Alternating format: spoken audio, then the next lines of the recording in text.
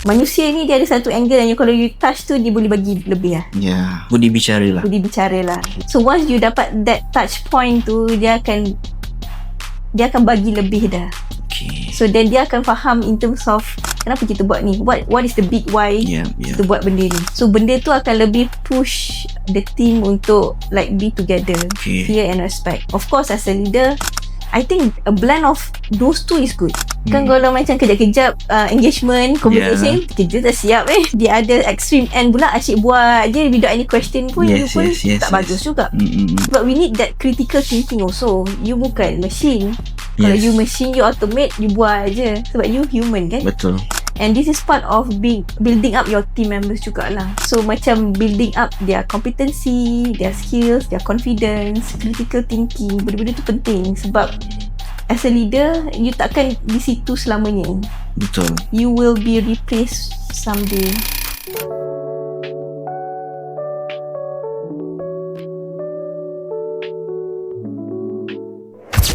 Okay, Assalamualaikum warahmatullahi wabarakatuh. Bersama saya lagi Izzuan Marzi dalam podcast Baik episod ke-6. Hari ini kita bersiaran di studio baru di Seksyen 13 Shah Alam. Dan studio ni pun kita buat sewa juga. Kita buat sewa untuk orang-orang luar, di mana orang-orang yang nak buat podcast boleh datang ke sini. Nak buat content pun boleh. Dan macam-macam orang kata apa, facility yang kita bagi. Kita ada kamera, kita ada light, kita ada set. Dan boleh adjust lah ikut macam mana pun. Dan anda boleh DM di Instagram kami untuk keterangan lanjut. Jadi hari ni episod ke-6 setelah sekian lama kita orang kata apa tak bersiaran. Kita bawakan seorang expert dalam bidang tadbir urus dan juga seorang peminat sukan berkuda. Kita ada Cik Nurul, Cik Nurul Atika Anwar, founder of Setenang by D-Side. Betul? Sihat Cik Nurul? Sihat, Alhamdulillah. Terima kasih. Sihat? Alhamdulillah.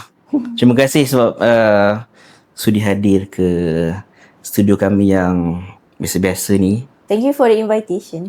No problem. Jauh datang daripada Seremban Seremban. Masya Allah. Tapi kita ada highway, so cepat je. Okay. Beliau ada seorang Chartered Governance Professional dan juga seorang FEI Certified Equestrian Coach. Betul. Dan bersama Setenang, beliau telah menerima Most Promising Venture Award di Asia School of Business di bawah ASB Hive Incubator Program 2025 dan juga Special Award at the Artem Pace Bootcamp 2025. Betul? Betul. Okay. That was a very orang kata apa, portfolio yang hebat lah.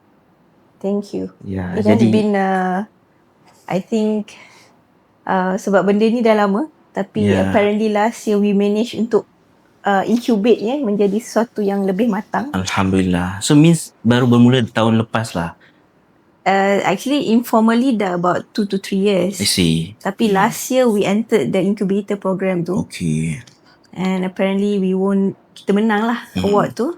And the award is actually very crucial lah. Okay. Kepada sesiapa yang menyertai pertandingan tu. Okay. Sebab that actually validates you punya idea in the market. So maknanya benda ni boleh pergi lah. There's a need in this. Okay. Dia datang bersama grant ke? There are some access to resources lah. I see, understand. Okay, hari ni kita nak berbicara sikit pasal orang kata apa, kehidupan berorganisasi ni bersama pakar kita Cik Nurul. Kita nak cerita pasal budaya kerja, pasal hubungan bos dan juga orang kata apa, pekerja. Ada bos red flag, ada bos yang green flag, ada pekerja yang pemalas, ada pekerja yang rajin. So kita nak, macam mana kita nak tune in agar satu organisasi tu lebih orang kata apa, berjalan dengan lancar lah despite of perkara-perkara yang selalu berlaku. Jadi baik, Cik Nurul. Kita selalu lihat di media sosial lah, terutamanya macam komplain pasal bos kan. Macam selalu saya baca, alah bos aku ni selalu macam message pukul 8 malam, orang nak makan, nak dinner, nak rehat, tapi message suruh siapkan report, suruh siapkan design, suruh siapkan macam-macam lah. Dan ada juga yang macam dah nak clock out pukul 5, tiba-tiba dan tu nak buat meeting. You know, that kind of thing. Lepas tu banyaklah lagi benda to that extent of harassment sampai jenayah pun ada. Tapi kita nak bincang pasal macam mana kita nak tahu is either sikap seseorang bos tu is either benda tu normal ataupun is considered red flag. Okay, I think I will come from two different angle lah. Okay, sebab saya pun pernah menjadi pekerja. Yes. So POV as a pekerja and POV as a leader juga. Okay. So I guess in terms of first thing first, the boundaries and parameter lah. Okay. Because nak tahu sama ada ni okay atau tak tu is actually coming back to you punya relationship within the team. Faham? Kan? So if you establish that, kalau point of view from a leader perspective, you can establish that parameter dulu. Okay. Your working style, your working culture. Kadang-kadang benda tu there are certain things urgent, tapi at the same time you punya team members tak berapa nak understand. Mungkin itu adalah first job dia. Okay, mungkin kurang experience. Lepas tu dia pun macam mengadu-ngadu dekat kawan yang pun sama lebih kurang macam dia. So the POV tu mungkin about the same dan dia akan rasa kita ni in solidarity lah. Faham. I feel you lah. Kan? Tapi at the same time, this is things yang leader kena pick up cepat lah. Setting the parameter first, explain upfront. Of course, I respect you punya time, you punya commitment, you punya life after work, benda-benda macam tu. But at the same time, we also have this responsibility kepada kerja. So I don't think kalau benda-benda yang macam ad hoc ni tak adalah selalu kot. Tapi benda-benda ni kena dicakap upfront dulu. Betul. Ataupun always in communication with your team members lah. This is something urgent. We need to settle this before 5 o'clock or 12 midnight. Sebab apa?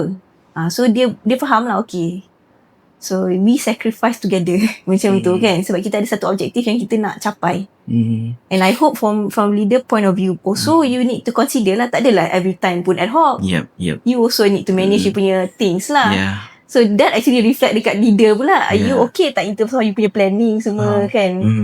Resources of your team members. So it's a both way kind of perspective lah. Macam sometimes dia ada macam aku makan gaji je. So it's not about the sacrifice is different. So faham tak? Maksudnya you have to push yourself, but in the pekerja punya point of view, kita buat sekadar apa yang kita dibayar je lah.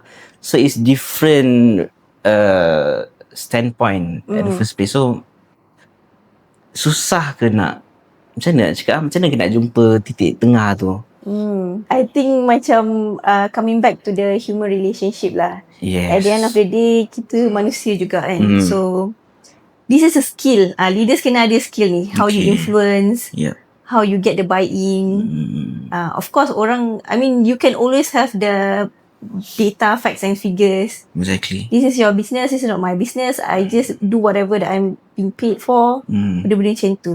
But manusia ni dia ada satu angle yang kalau you touch tu dia boleh bagi lebih lah. Budi bicara lah. Okay. As a human being. Betul. So once you dapat that touch point tu, dia akan bagi lebih dah. Okay. So then dia akan faham in terms of leaders especially kena communicate in terms of kenapa kita buat ni? What is the big why kita buat benda ni? So benda tu akan lebih push the team untuk like be together. Okay, understand. So macam ada orang cakap pasal red flag je bila sebut we are family, we are in this together. So benda tu macam dah terus kata ni red flag ni. So is it necessary to sebut that kind of thing? I mean personally, like for me, we can have good relationship but not necessarily as family members. Okay. It's too much lah kot. Is it too much? Different setting kot. Okay. Sebab bila you bekerja lain, the hats that you are using lain. In terms of expectation lain. Transaction tu lain. So kalau family, dia dah tak cakap dah benda-benda yang kan. So different kot. But we can still have good relationships in terms of bekerja bersama tu. Okay, sebelum tu kita nak shout out untuk kita punya sponsor hari ni, Makan Pips, yang telah menyediakan lunch untuk kita hari ni. Makan Pips menyediakan pelbagai hidangan untuk majlis hari jadi kenduri kecil, potluck, jamuan pejabat dan pelbagai acara istimewa. Makan Pips, saya bagi love. Okay, jadi thank you Makan Pips. Boleh follow Instagram makan.pips untuk sebarang keterangan lanjut untuk order dan untuk apa saja collaboration yang boleh dilakukan. Jadi Cik Nurul, kita nak berbicara pasal karakter bos lah. Means as a pekerja, kita tahu kita ada bos yang kita takuti dan ada bos yang kita hormati. Jadi as a boss, how do we know that kita ni is either ditakuti atau dihormati? Okay, kalau fear. One is fear. Okay. Satu tu respect. Yep. So respect normally happen when you have that engagement.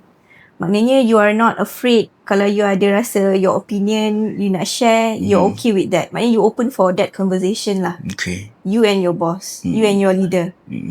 Kalau macam fear pula, dia mungkin lebih kepada macam compliance kind of setting. Maknanya leader suruh ni, kena buat. Yes boss, yes boss. Yes boss, yes. Without any question. Okay. Kan? So those are two different things lah. Okay. Fear and respect. Of course, as a leader, I think a blend of those two is good. Ya, betul. Kan kalau macam kejap-kejap engagement, conversation, kita tak siap ni. Selesa sangat pula. Dia ada extreme end pula, asyik buat je without any question pun, tak bagus juga. You kena ada, sebab we need that critical thinking also. You bukan machine. Kalau you machine, you automate, you buat je. Sebab you human kan. Betul. And this is part of building up your team members jugalah. So macam building up their competency, their skills, their confidence, critical thinking, benda-benda tu penting sebab as a leader, you takkan di situ selamanya. Betul. You will be replaced someday. Okay, when you say engagement, daripada bos kepada pekerja, what kind of engagement in terms of just in a working setting ataupun di luar working setting, how far we can go? I think akan ada a blend of formal setting dan juga informal setting. Sebab of course kalau dekat office tu dia ada limitation lah sebab dia punya environment akan different. Apa yang kita nak discuss pun akan different. As compared to kalau you ajak jom after work lepak mamak. Actually the informal setting tu yang akan build up lebih lah sebenarnya. Faham. That relationship tu kan. So a blend of both dua setting tu penting saya rasa lah. Okay. Not too much of the other one. What else can we go like dalam konteks informal yang rasanya okay lagi?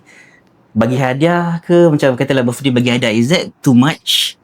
If you do it in a team setting, okay lah kot. It's not a personal kind of one-to-one. Okay. Tapi you can always go for recreational punya benda. Main bola sama ke. Outside punya hobi lah. Macam tu lah. Faham.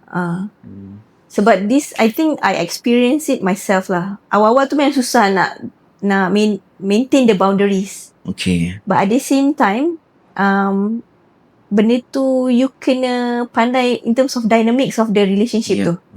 Not too much and not too less. You kena pandai manage benda tu. Sebab I've tried this with some people lah. Ada orang okay, dia faham. Dia faham dia punya standpoint dia dekat mana. Okay. Ada orang dia tak faham. Somehow tiba-tiba macam dah terjadi terlalu friendly pula. Yelah. Somehow the boundaries tu dah tercross. So benda-benda tu leaders kena aware lah. Baik. Okay, dalam standpoint, I mean like point of view sebagai seorang pekerja, bila kita terpaksa encounter bos yang mungkin sedikit red flag, mungkin suka kacau, mungkin suka ada yang gatal ke apa ke, how do we handle this? Is it like terus nak resign ke ataupun terus report ke? Adakah ataupun ada steps dia? I guess it comes back to you punya HR policy lah. Okay. Selalu HR akan ada this kind of policy punya code of conduct semua tu kan. So selalunya akan ada channel lah how you want to do the reports, benda-benda tu.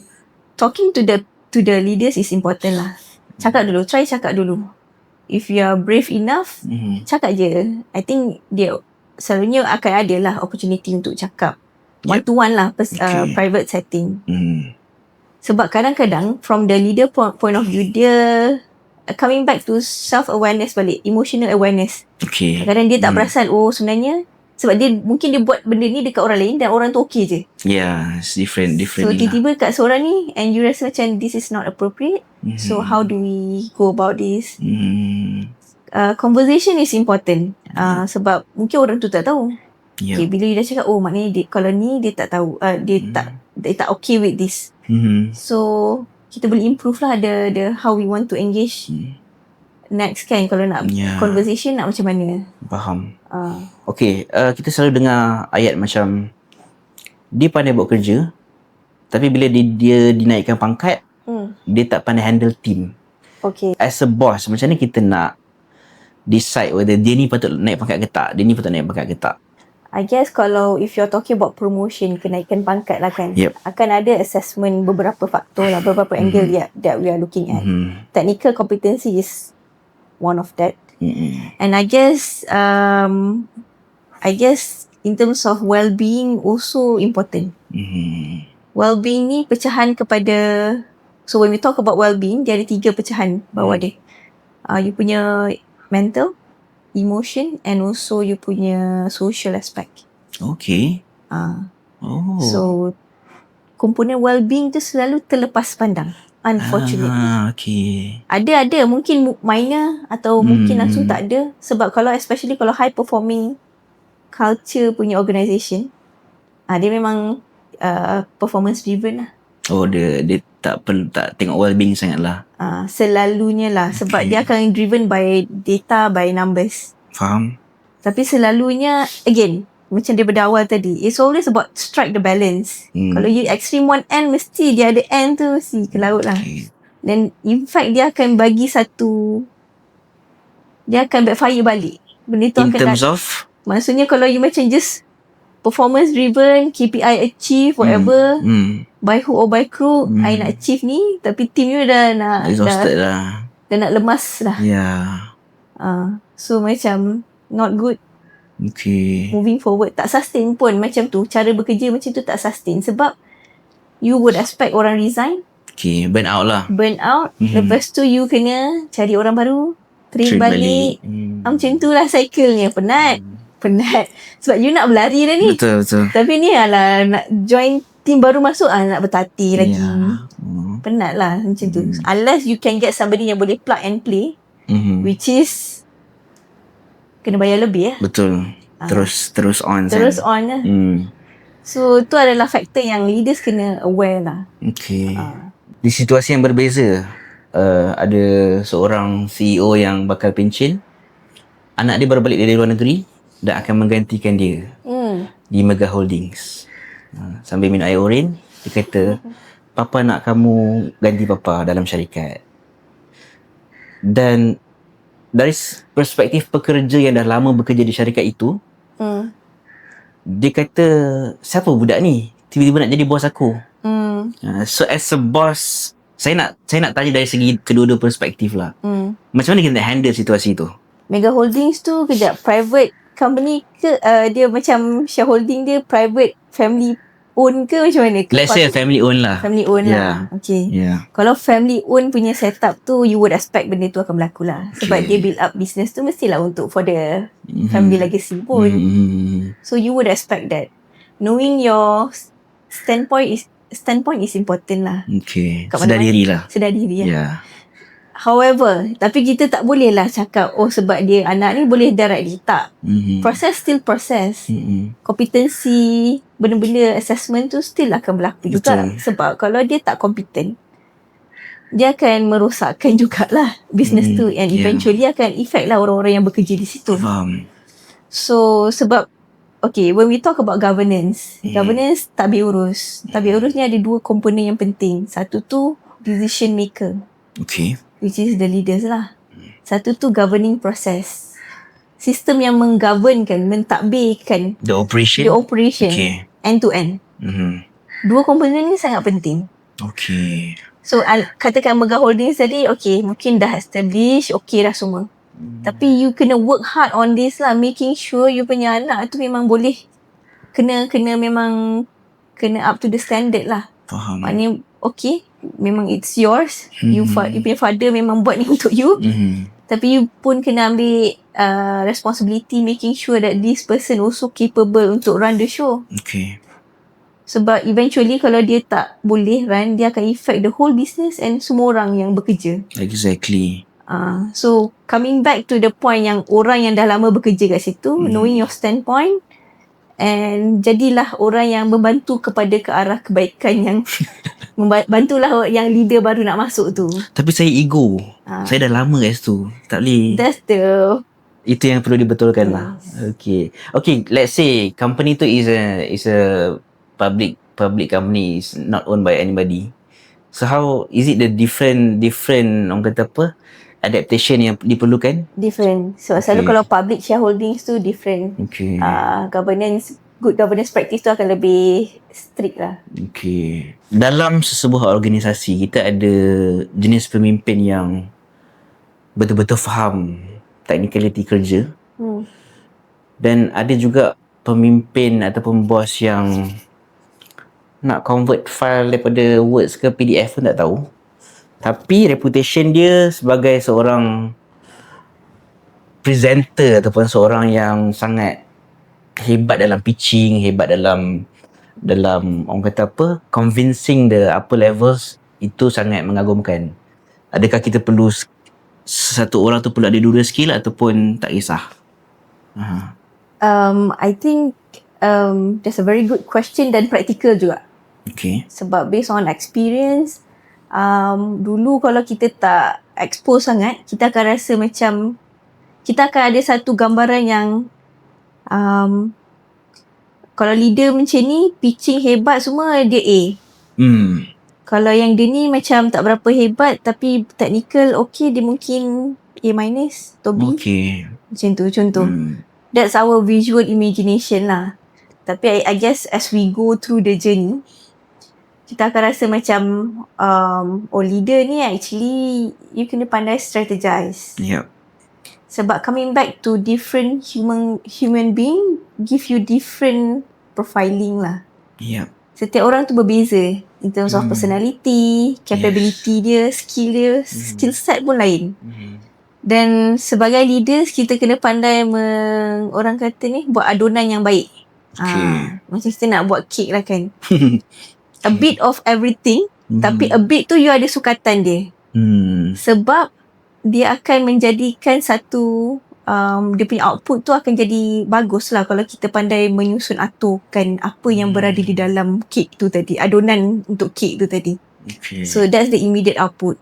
So coming back to the context of yang tadi tu, leaders, profiling of the team members tu penting. You kena kenal dulu diorang ni macam mana. Apa yang diorang bagus, apa yang dia kekuatan dia, apa yang dia tak berapa lagi nak apa orang kata kuasai. Sebab kat situ dia memberikan satu gambaran macam mana you nak position diorang ni. Setiap orang dia akan gunakan role play yang berbeza. Okay. Contoh dalam satu situasi, mungkin nak pergi pitching for investor ke grant ke. You kena strategize siapa yang nak akan buat pitching tu dan siapa yang akan buat paperwork. Okay, so strategize siapa yang nak ke depan, siapa yang di belakang. Dua-dua pun penting. Tak semestinya yang depan tu je penting. Belakang pun penting. Dia punya back end kitchen pun penting. So mungkin kalau next perjumpaan atau next discussion, mungkin you ada nak manage some conflict yang berlaku within you and client contoh. Okay. I akan positionkan siapa di hadapan? Cerita ke? The technical guy. Technical guy maybe. I don't know. You don't know? Okay. Like for me, I will position orang yang lebih diplomatic sikit. Okay. Dia yang akan jadi kat fronting. Okay.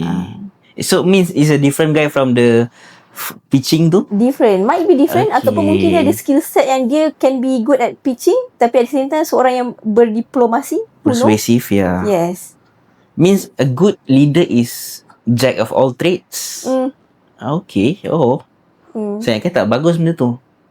Means kita ada skill banyak tapi kita tak master. Kita master nothing kan? Saya agree on the first part lah, jack of all trades lah. Master of none tu kurang setuju sikit. Okay. Of course you boleh buat a few things, tapi mungkin ada satu dua yang you memang core. Okay, faham. So kat situ yang kadang-kadang orang tu tak tahu pun dia ada potential on that. Okay. So leaders lah yang kena pick up benda tu cepat dan polish dia. Okay. Sebab I always believe in terms of bila you ada team tu, the best lah. For me, it's a good experience lah. We always, saya terinspirasi dengan satu tema ni daripada kawan-kawan dari Indonesia, NGO Indonesia. Okay. Tumbuh dan menumbuhkan. Tumbuh dan menumbuhkan. Nice. NGO mana tu? NGO mana?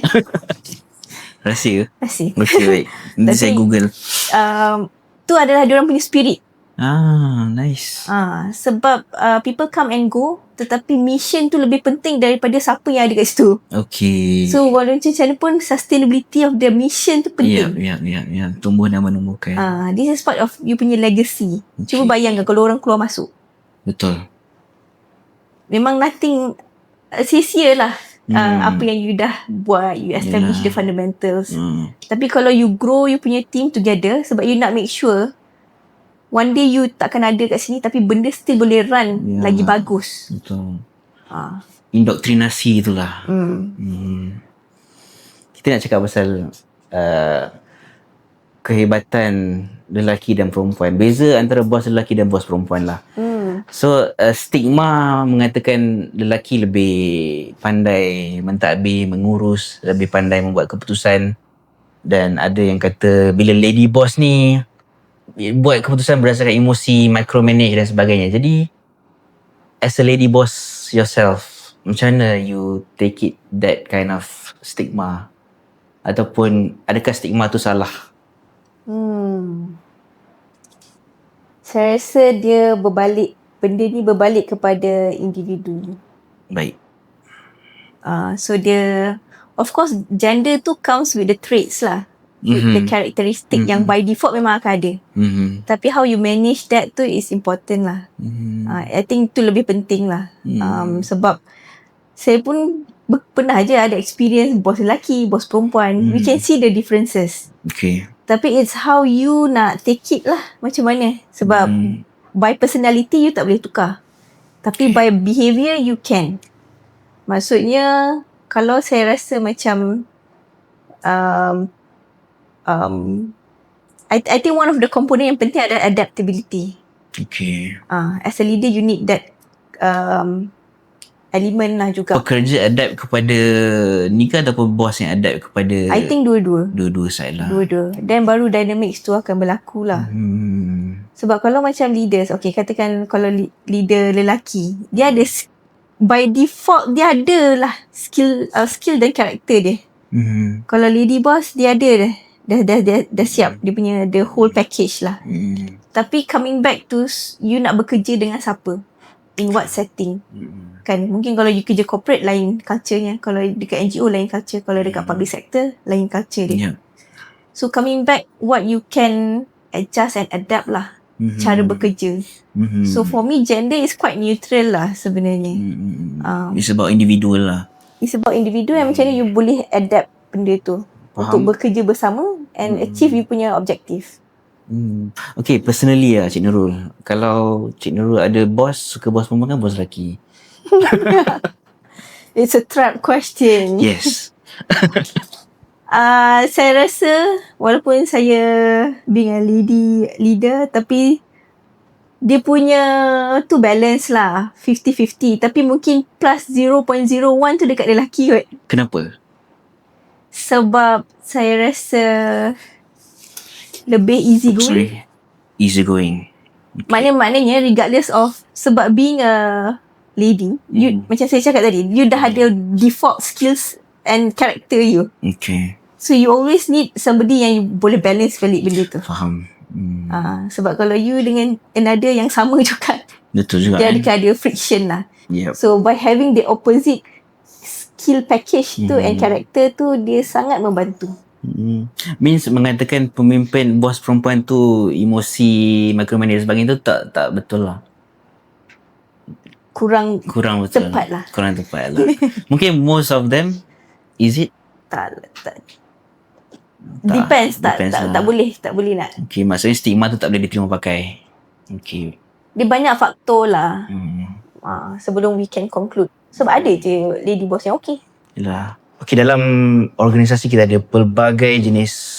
Macam Cik Nurul pun mungkin dah jumpa ramai orang pekerja yang pernah bekerja di bawah Cik Nurul. So kita ada jenis pekerja yang malas, yang kena ketuk baru jalan, yang terlebih rajin. So ada yang skillful, ada yang biasa-biasa, ada yang yes boss. So macam saya pun pernah berada di orang kata apa sebagai majikan juga. Saya prefer dua jenis lah. Satu yang yes boss, satu yang skillful. Kan.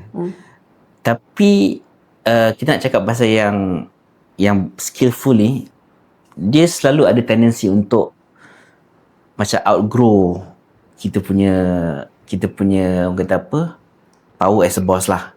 Sebab dia ada skill, dia tahu dia pandai, so dia nak question macam-macam. So tapi kita perlukan skill dia. So macam mana kita nak balance kan, kita nak pakai skill dia, tapi in at the same time kita tak nak dia question too much. Saya macam pernah, kalau tak silap saya, pernah ternampak satu reels lah. I think apa nama dia, yang Apple punya founder tu, apa nama dia, Steve Jobs. Okay.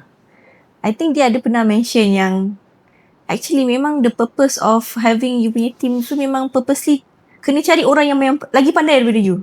Okay. Sebab benda tu akan sangat membantu in terms of you punya business and kerja lah. Tapi you as a leader, you kena manage benda tu. Okay. Sebab dia kan skillful, very knowledgeable. Yeah. Dia mungkin tak ada intention pun untuk outgrow ke apa ke. We wouldn't know lah. Tapi at the same time, leaders kena ada satu mindset yang, oi, kalau team aku power macam ni, I'm on a good track. Sebab dia boleh bantu you untuk pergi lagi jauh. Sebab I've experience satu situation yang mana bila semua centered at myself. Okay. Penat. Oh, penat Penat. Okay. Means semua macam baik bos. So semua macam berkiblatkan. Dia tak adalah berkiblatkan, tapi macam mana? Sebab kalau masa saya dulu bekerja, sebab saya adalah orang yang tu.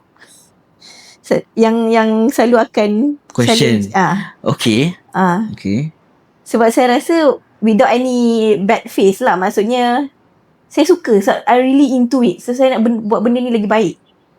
For the goodness of the company lah. Yes. Question faham. So bila benda tu, sebab saya bila dah saya different, dah apa ni orang kata dah menaiki ladder yang ni. So benda tu carry sekali dengan saya, menyebabkan centered satu, lepas tu you stuck lah. Operation thing semua stuck kat you balik. Okay. Sebab bila orang-orang yang selalu skillful and benda-benda yang dia really passionate on apa yang dia buat tu, dia ada standard of quality yang dia nak. Benda tu kadang-kadang makan diri lah juga sebenarnya. So kalau Cik Nurul nak mencari pekerja, adakah semua akan begitu ataupun? Itu adalah learning curve lah yang saya belajar. Okay. So saya rasa I've come to a conclusion yang I need a blend. Okay. Akan ada yang anchor, akan ada yang very good at this. Saya lebih kepada adunan kek tadi tu. Adunan kek, okay. This is how you manage lah. Sebab kalau you rasa, of course as a leader, you akan rasa cik leader ni. Yeah. How to manage that, you can ada good blend of the team members. Benda tu akan lebih harmoni. Pernah beremosi tak kepada pekerja? Sebagai manusia normal, of course ada. Okay. Baik. Tapi I try to manage lah. And kalau you rasa there's a need, so I'm a person yang you kena cakap. So I tak boleh baca you apa. Kan, kalau macam you rasa ada friction ke, ada conflict ke, you kena cakap. Okay. Atau ada something inside you kena cakap. Okay. Cakap. So as a orang yang dah dewasa lah, conversation is super important. Okay. Sebab bila you tak cakap, a lot of assumption akan keluar. Dan benda tu dia macam boiling inside lah. Betul. So for me it's always, okay, cakap. Okay, duduk depan-depan cakap. Without any prejudice ke apa, cakap. Okay. Saya cakap, okay, cakap. Dia ada parti pun kita open. Dia nak cakap apa, cakap. Okay. So macam ni kita nak manage benda ni. Sebab it's all about macam managing satu creatures lain and you another creatures. You takkan tahu macam mana dia bekerja dan how your punya style berbeza. Yes. Unless you bercakap. So you do the same to your team? Cakap direct juga? Cakap. Bukan perempuan suka macam fikirlah sendiri. Tak fikirlah masalah you apa. Tak individu lah kot. Kalau saya lah. Tak saya memang akan cakap. Saya macam kalau tak puas hati macam dah few days kan, saya tu cakap, okay, you ada pun masalah. Tak ada lah. Maksudnya, let's have a conversation lah. Alright, understand. So saya tak suka benda tu prolong. Nanti dia nagging in your head tau. Betul. I've experienced that. So macam, it's always solution driven. Okay. Cari solution. So, ultimately, it's all about balance kan? Bila kita summarizekan semua benda. Betul. It's about balance, about, bit here and there. Macam cake tadi. Perumpamaan cake tu pun best juga lah. Kan. Tiba-tiba rasa lapar pula. Sebab I've come to one situation lah. This is something yang orang tu dia datang sendiri. Cakap, saya rasa saya nak cakap. Oh, okay. Wow. Okay, apa you nak cakap? Okay, I think what you did yang mana ni, saya rasa macam kurang appropriate. Okay. Kenapa you rasa macam tu? Okay, ni. Oh, okay. Now I learn. Oh, selama ni kalau macam tak ada orang cakap, I tak tahu yang benda ni for some people tak appropriate. Oh, thank you so much for highlighting this lah. Saya cakap okay. Okay, next time kita improve lah. Mungkin orang takut because some say that the boss is always right. So orang takut nak question macam, so katalah macam yelah kita nak protect as a leader, you have your pride, your ego kan. So bila orang question macam no, A is A, something like that. So kalau macam tu pula macam mana? It's a very realistic example lah, which leads me to the initiative lah. Later we will share about it. Okay, that's a good transition. Yes. Baik, Cik Nurul, kita nak masuk special segment lah. Kita nak bercerita pasal your thing lah, Setenang by Decide.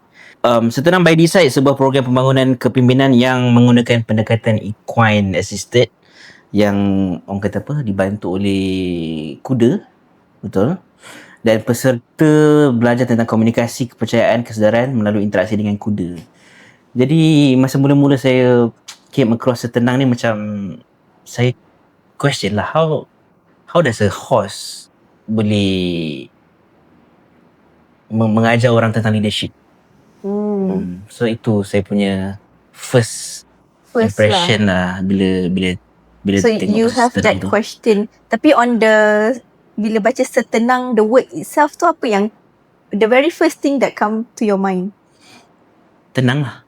Tenang kan? Even the colour settings pun macam easy to the eye, your Instagram, your colour posters pun macam tenang lah. So it reflects lah. Hari ni tema pun sama. Ya. nak cakap tadi tapi tak apalah, kita tunggu segmen ni. Okay. Yeah. So you actually Setenang ni, okay, dia macam ni. Sebab Decide is the company name lah. Decide actually dari dua gabungan perkataan. Okay. D and Decide. D and Decide. So D is the old English D. Yeah, D. Yeah. Decide is a short form. So we cut off separuh, dia jadi Decide lah macam tu. Okay, that's nice. So it's pronounced as Decide. Decide as in decision, Decide. Sebab orang kadang-kadang macam T-side ke apa, macam-macam bunyi keluar. So it's Decide. Sebab dia carry the spirits yang dua tadi tu. Dalam governance, dia ada decision maker dan decision making process. Okay. So Setenang is actually nak bantu on the first component tadi tu, decision maker, the leaders. Okay. Kalau tadi awal kita ada mention about the well-being part tu. Yes. We have talked a lot on the technical competencies, skill, knowledge. Yeah. Well-being tu siapa nak buat? Setenang lah. Setenang exactly. lah. Sebab saya sebagai company secretary, practicing company secretary dan juga governance advisor. So I sit a lot at board level bersama directors, pengarah syarikat. Means the highest in the company lah. Yep. Orang-orang yang membuat decision for the organisation, for the business. Kalau diorang, cuba bayangkan, kalau diorang ni not in a good well-being punya condition, what kind of quality of decision yang diorang akan keluarkan? Faham. Dia macam you naik kapal terbang, pilot you punya well-being tak okay. You nak naik tak flight tu? Faham. Seram juga lah. Memang dia memang pas lah semua flying hours semua tu. Tapi punya well-being tak berapa cantik. Okay. So dia punya, kalau naik kapal terbang tu immediate lah, you boleh tengok dia punya kadar bahaya risikonya. Same goes with organisation. Cumanya tak adalah se-immediate macam mana, tapi dia still boleh memberi impact yang besar kalau decision yang dibuat tu tidak baik untuk organisasi.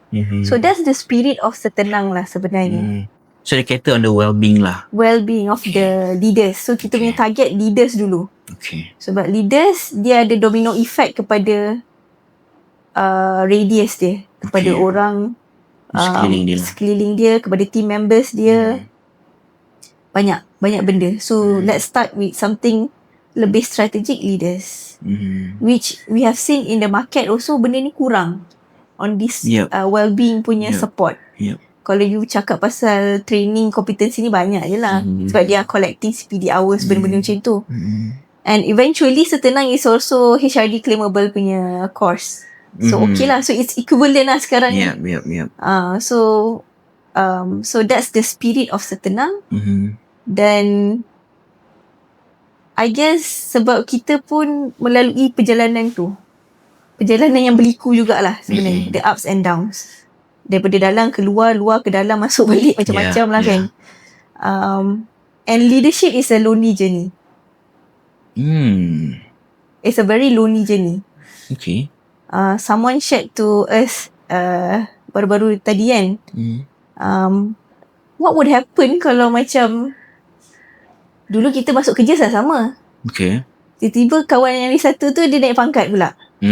Now he or she is your boss. Macam mana you nak manage benda tu Betul. Kan sebab dia sebenarnya ada banyak intervention yang kena buat kat situ. Sebab nak manage moving forward lah untuk for the dynamics of the team. So benda-benda macam tu lah, kalau tak manage well, dia boleh menyebabkan satu risiko akan berlaku lah. Faham. Dari sudut psikologi. Dan juga work culture di situ lah. Work culture ni something yang kalau dalam governance tu dia ada dalam 8 ke 10 pillars. Culture is one of the pillar. Okay. Which is dia adalah nukleus yang boleh memakan semua pillar lain.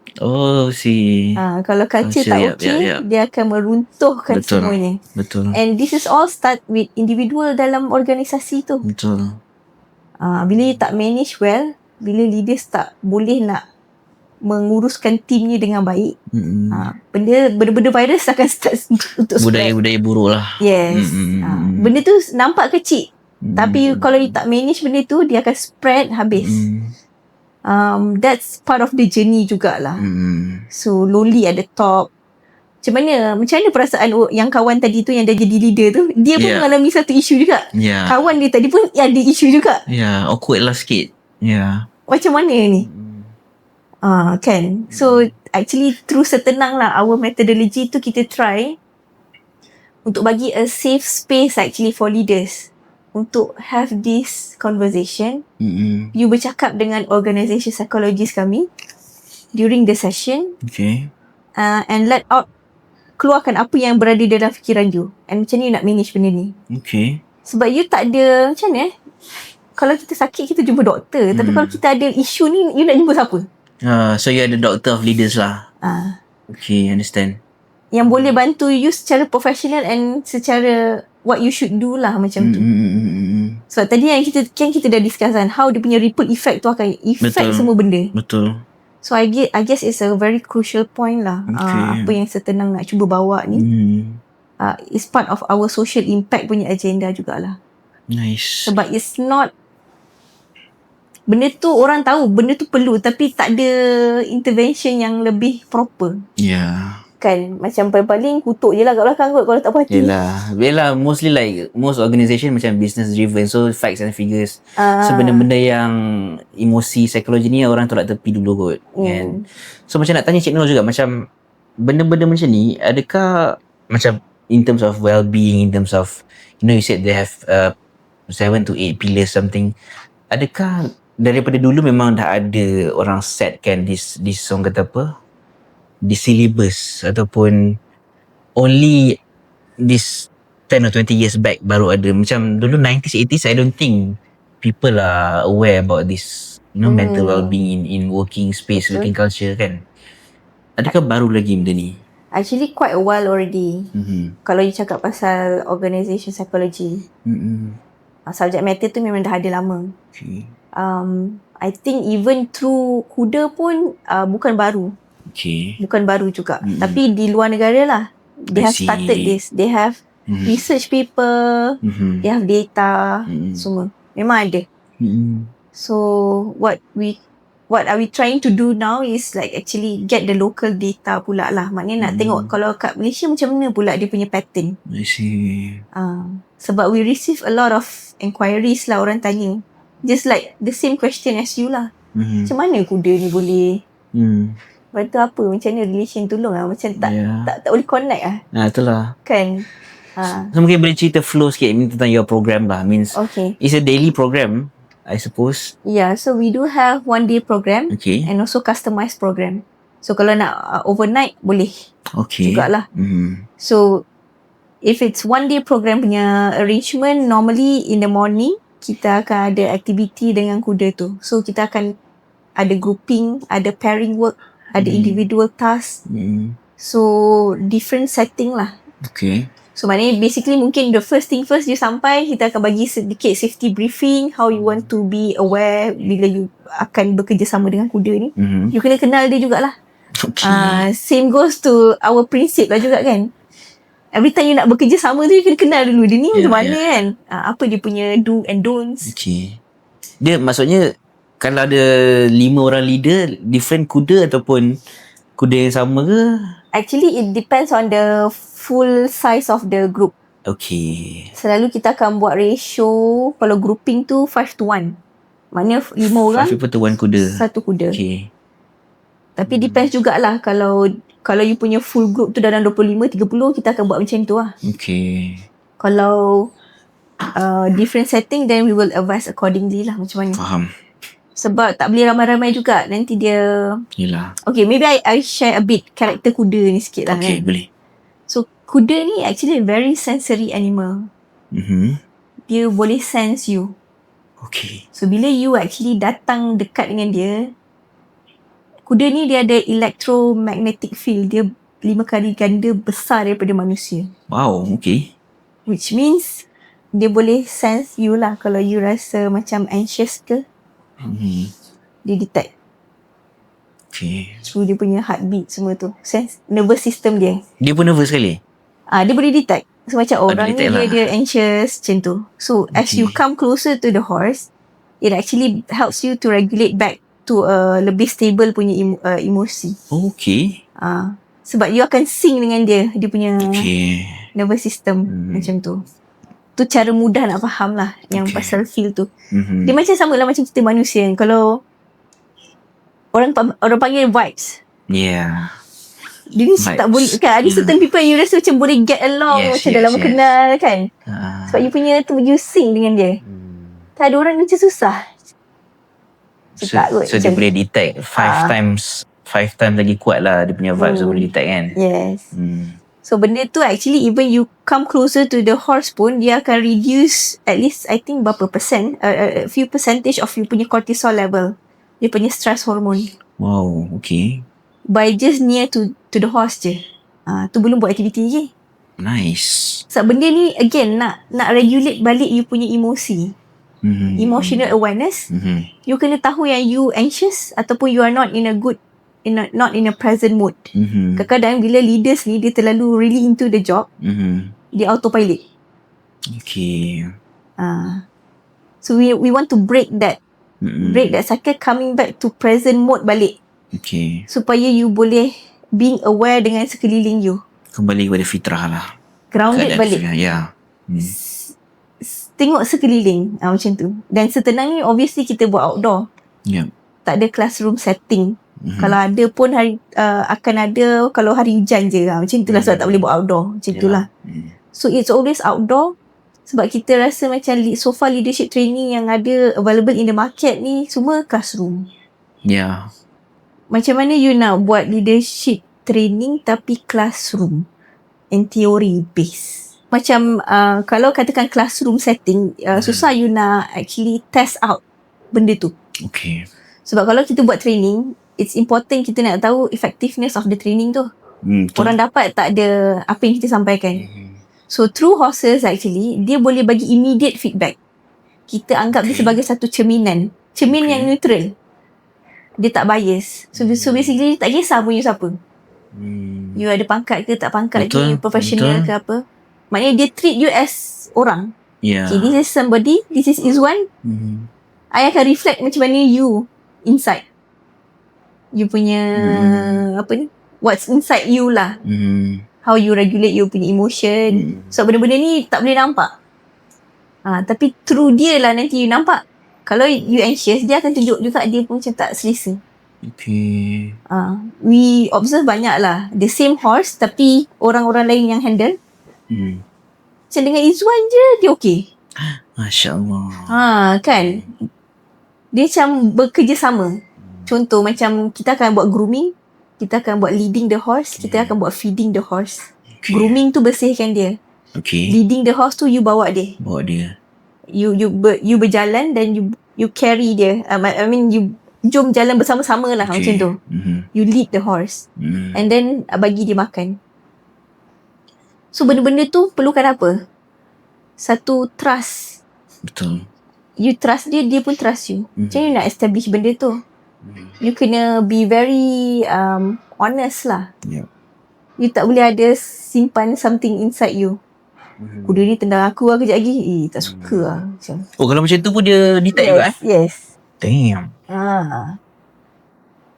Apa feedback yang paling diingati lah kot? Ada yang kena tendang ke? The worst feedback. So far tak ada yang tendang lah. So kita ada buat safety briefing semua. And all the horses yang kita guna untuk setenang ni, kita is a well trained horse. Memang kena pergi sekolah dulu ni kuda-kuda ni. So dia faham. So dia friendly dengan manusia. Sebab ada certain horses dia tak friendly sangat. So kita train dia. It's always like kita train dan kita cakap ini macam-macamnya. Good things. Kena cakap good things kat dia juga. So kalau feedback tu you boleh dapat immediate. Okay, immediate. Dan dia akan respond accordingly lah. Macam tu. So far memang tak adalah, kita tak ada case yang kena tendang ke apa ke. Cumanya safety briefing tu is important. Dan kuda-kuda semua pergi sekolah. We train them to be friendly. So dia tahu nak buat apa. So kalau orang buat macam ni, jangan react macam mana. So kita kena beritahu dia lah. So conversation dengan horse tu it's always berlaku. And then so tu adalah aktiviti awal pagi tu lah. Grooming, leading the horse and feeding the horse. Dan kita akan buat debrief sikit. So benda ni dia bukan a day at the zoo tau. Sebab benda ni specially curated menggunakan psikologi punya framework. So semua ada sebab kenapa kita groom dia, kenapa kita bersihkan dia. Sebab you need to establish the trust. You punya non-verbal communication tu you kena polish. Sebab dia tak bercakap, dia non-verbal. You bercakap, you verbal. Kalau dia cakap, kita lari, kan? So this is how you train yourself during the session. Dalam sudut pandang you dengan team members. Sebenarnya kita communicate dengan orang tu dua cara, verbal and non-verbal. I'm pretty sure apa yang you cakap tu bukan 100%. Faham. Apa yang terkandung di dalam fikiran. Yelah, tak semua. Tak semua. Tetapi you punya body tu you tak boleh sorok. You punya cue body you macam mana. Some things better left unsaid. Faham. Hebat quote tu. Macam adakah peserta-peserta ni came prepared ataupun datang as as diorang lah, menjadi diri sendiri je, ataupun ada brief kuda ni macam ni tak ada sebelum datang? Okay, sebelum datang actually kita akan dia punya focal point tu dekat HR department dia. Okay. So HR department dia, kita akan buat, actually sebelum hari kejadian kita akan buat pre-assessment dulu. Kita akan buat sampling. Okay. Sampling dari participant yang akan join hari kejadian. Pre-assessment on the day, assessment day, selepas habis post-assessment dalam 3 ke 4 minggu after that. Sebab kita nak tengok effectiveness, is there any changes happen tak? Dan kalau kita, sebab kita akan keluarkan report, individual report dengan group report. So kita nak tengok pre and post. So pretty much they can expect that apa yang akan berlaku. Kita akan memang brief awal supaya dia tak terkejut. Apa nak kena buat. Tapi daripada situ mulalah masing-masing overthink lah. Macam mana nak control emotion berkuda kan. You would never be prepared unless you berada kat situ. Walaupun you rasa macam okay, hari ni nak macam mana ke kan. You just have to be honest je. Macam you datang tu dengan diri sendiri yang macam open your mind, open your heart, macam tu je. Then buat as per the task given lah, macam tu. So macam grooming, kita akan pairkan dia aktiviti berpasangan. Sebab dia ada elemen, dia ada 6 domain under setenang ni. Horse and human connection, adaptability, emotional awareness. Tu antara komponen yang kita akan tengok. Sebab throughout the session akan ada facilitator yang akan observe you punya behaviour ni. Faham. Ada orang dia macam tak boleh langsung. Tak boleh apa? Tak boleh langsung buat aktiviti tu. Oh ya ke? Pula dah. So macam okay, how we want to tackle this. So within the same day jugalah. Sebab the last component, the last module tu adalah on the horse. So daripada awal tadi tak boleh. Yang last kali dia dah happy sangat atas kuda. Maknanya dia breakthrough lah dia punya fear tu. Dia, maksudnya dia takut kuda ke apa? Many factor lah. Maknanya dalam fikiran tu overthink lah. Macam-macam. Dia takut kuda judge dia macam-macam. Ataupun dia takut macam-macam lah, anything. So benda ni kan coming back to the main principle, being present, being grounded. Yes. To your surrounding. Kalau you rasa benda ni okay, kuda tu okay, boleh kerjasama dengan you, okay je sebenarnya. Tapi you overthink, you banyak assumption. Bukankah benda tu kadang-kadang berlaku di tempat kerja juga? Betul. Kita tak boleh nak communicate dan sebagainya, betul? So tu antara observation yang menarik lah. And then after lunch punya session sampai ke petang, kita akan ada small group discussion dengan organisation psychologist atau psychologist yang akan involve. Kat situ dia akan dive deeper. You as a leader macam mana? Apa reflection you? Tadi you buat activity tu, macam mana kuda tu respond to you? Macam mana you relate back to your organisation context? So dia akan nampak lah, emotional awareness tu sangat penting. Tu yang kita try untuk cultivate balik, activate balik. Sebab selama ni autopilot. Mungkin selama ni I actually too harsh. Sebab leading the horse tu, dia memerlukan, by the way, average berat kuda adalah 500 kg. So perlukan force yang, tenaga yang. So you rasa macam mana kalau you kena bawa ni benda hidup, dan dia lebih powerful pun daripada you? Kenapa I nak dengar cakap you? Faham? Dia kena tengok dia punya pace lah kot. Follow pace. Dia punya pace. Dan kita ni lah, kalau slowly kita akan bergerak bersama lah. Kan? Bila masing-masing dah sync kita punya pace, sama-sama pace dah sync, baru kita boleh ni lah. That's a very good ni lah how you visualize benda tu. Memang benda tu penting. Sebab even langkah kuda dia besar. Macam ni kita nak sync kita punya pace ni kan, dia punya satu tu, kita punya tu banyak dah. Tapi kita tak boleh laju, sebab bila kita laju dia akan laju, lagilah dia laju. So macam ni kita nak sync benda ni. Tapi kita harus clear objektif nak sampai hujung sana. Tu antara satu emotional awareness yang kita try untuk trigger. As a leader, you kena try benda ni. So kadang-kadang you kena aware lah, you punya companion ni, you punya team ni tak dapat rentak lagi dengan you. Faham. You as a leader, you kena lead lah. Oh, sebab kaki dia besar. Okay, sekarang mana I kena, macam mana I kena slow down sikit supaya dia, that is the adaptability yang you kena aware. Nice. So tu adalah salah satu domain dekat Setenang yang you akan dive deeper dengan organisasi psikologis tadi. Okay, faham. Sebab apa yang kita lalui, macam kita cerita panjang lebar awal tadi tu, bos saya red flag lah, benda lah semua kan. Tu dah output dah tu. Tu dah terjadi dah.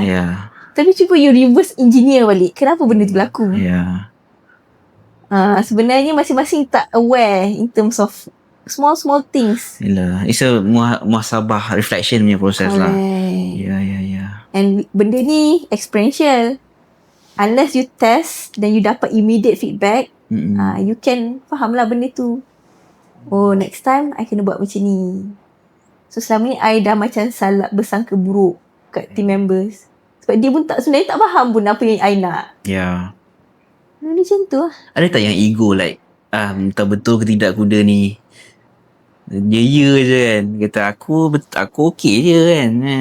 Ada tak yang macam tu, that kind of boss? Mesti ada kan? Adalah. Tapi team facilitator akan tahu lah. Sebab kita kan buat pre-assessment, during assessment, post. Konsisten dia punya output tu. Oh, see. It actually validates lah. Oh, no wonder you macam tu dekat office and team you macam tu. Okay. Benda tu konsisten. Tapi benda-benda tu kita for improvement purpose. Benda tu report tu akan sampai dekat HR, dan dia akan evaluate lah macam mana. And kalau ada benda-benda yang critical lah, yang kita rasa macam, sebab based on psychology punya practice, kalau if you're talking about behavioural change, dia perlukan 8 minggu sekurang-kurangnya. Wow.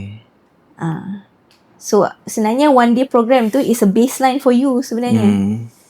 Yelah, it depends on how big is the company size. Correct. Sebab daripada report tu kita akan keluar you punya score. So ada narrative report dengan score you. Then whoever yang tak lepas dia punya grading tu, kita akan suggest lah for 8 weeks program. I see, okay.